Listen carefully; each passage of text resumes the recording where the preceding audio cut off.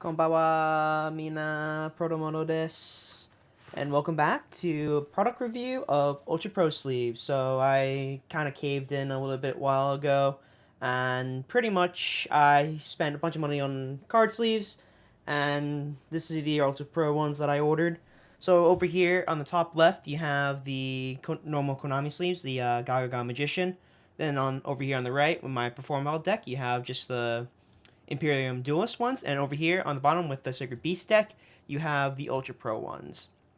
So, how does Ultra Pro stack up against the other two competitors?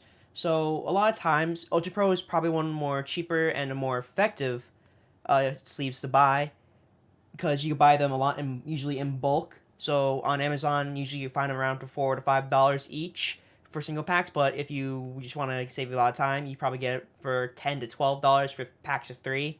So each pack contains 60 sleeves, as it says on here, and each pack has 60 sleeves. And then they also have multitude of colors, so there's no shortage of what kind of card sleeves you want to use to make your deck more aesthetic.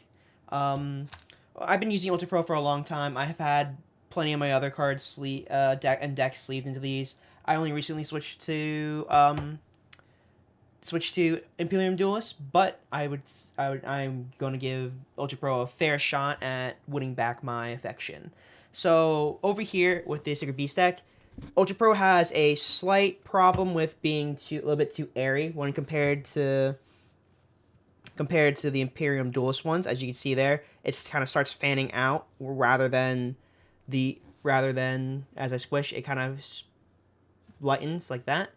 But when we compare it to the Imperium Duelist, right, they don't really expand outwards. So I would say Ultra Pro, if you want, if it takes a bit more space because it's more airy, but hopefully over time with use, it will pretty much kind of sort of die down.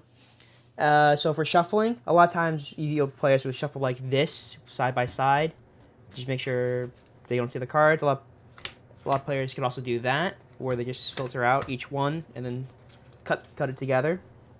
So overall, this is made out of PVC plastic, so it means it's slightly cheaper, but it feels nice on the fingertips. It's not rough on the edges, and like the newer Ultra Pros always do, these have like the little logo down over here.